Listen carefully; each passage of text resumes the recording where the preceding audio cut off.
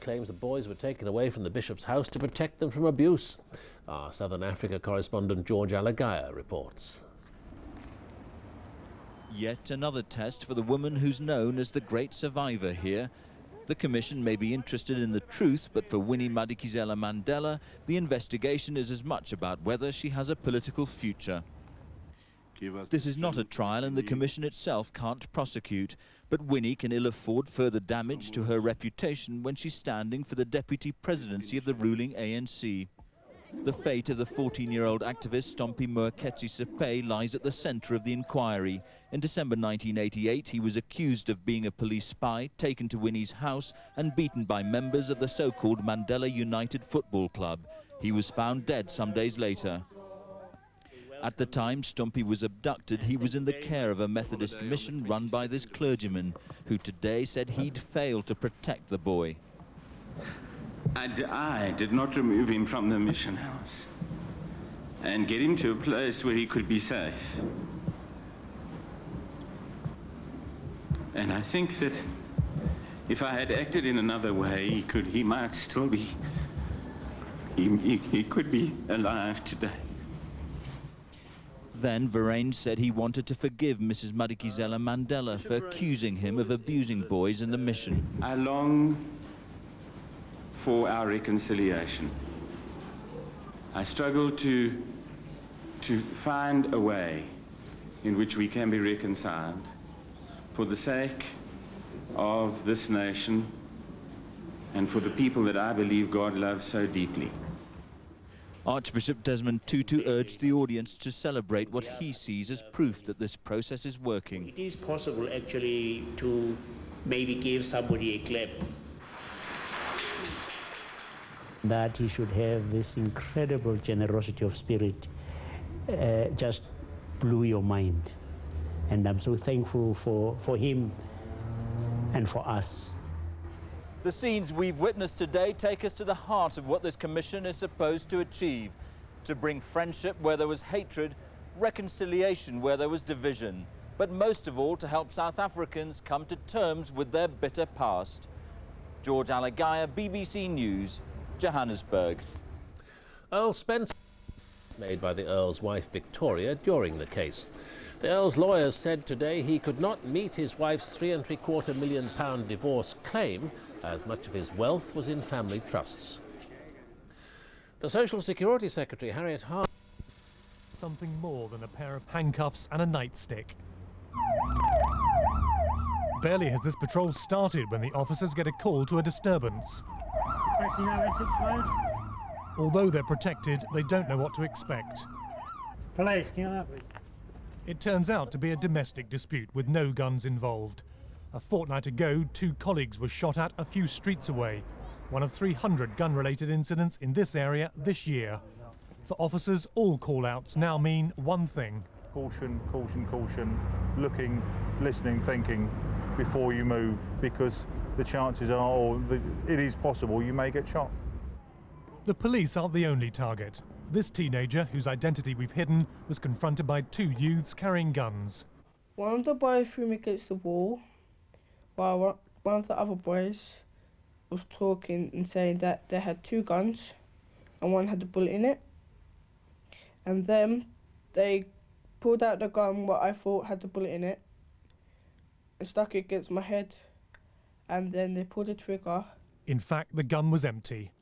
That teenager had to have counselling after his ordeal, but at least he was left alive. Another young man eating a meal in this restaurant wasn't so lucky. 2 gunmen burst in and shot him. He died later of his wounds. He's one of 4 victims to die like this in this part of London in the last 6 months alone. Shot with a shotgun here, sawn-off shotgun. I had a skin graft on my leg. This man survived another shooting, but nearly lost his leg. He was also witness to a gun battle, which started merely because someone's toe was trodden on. He has close knowledge of what's going on. There's a major influx of guns right now on the streets. Believe me when I tell you this. It's mostly the young guys.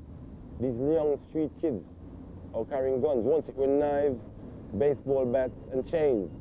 Now the norm is gun.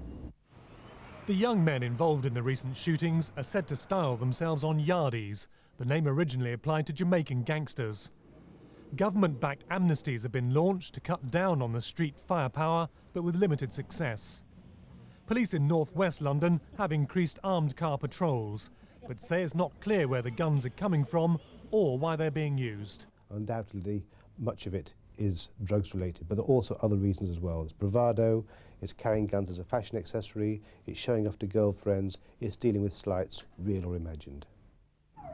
London isn't the only British city witnessing shootings by young men, but the frequent and casual way they're being carried out in the capital at the moment reveals a violent new street trend.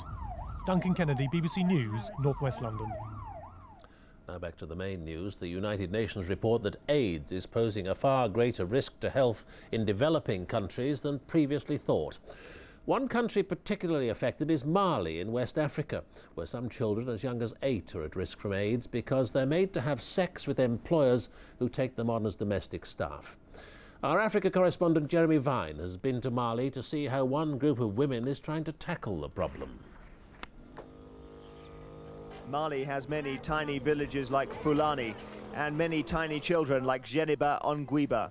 Aged just 10, Geneba is one foot soldier in an army of youngsters leaving home to earn money because their parents have none.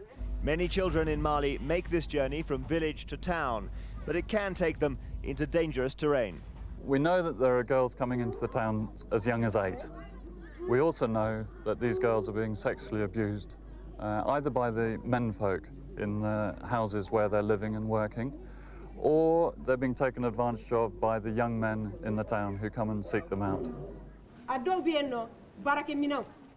Women in the town of Sévaré are now so concerned that young children are catching the AIDS virus because having sex is one of their domestic duties. They formed an action group with the job of note-taking carried out by the one who can read and write. Children who've left their homes miles behind are invited here for a crash course in sex and death. A flip chart illustrates the dangers. This is no laughing matter, not for the youngsters anyway. They seem spellbound as they learn what they need to survive. We need to do this because children, however young they are, do need to know about AIDS in this place. And a late-night visit to one home showed just how vulnerable domestic workers here can be. We found more than 30 sleeping under the stars in the front garden of this man, who claimed he was planning to build rooms for them to live in, but hadn't yet managed to make a start on them. Doctors and charity workers are hampered by the fact that they have to guess at the level of HIV infection among children here. What they do know is that estimates suggest sub-Saharan African countries may account for more than half the HIV cases in the world. In a country where the average life expectancy is 46, warnings about a virus that can lie dormant for years do not cry out for attention. So there is an urgency about the work of the women here as children arrive in this town. Either they tell them about AIDS now, or they lose them. Jeremy Vine, BBC News, Mopti in Mali. Iraq said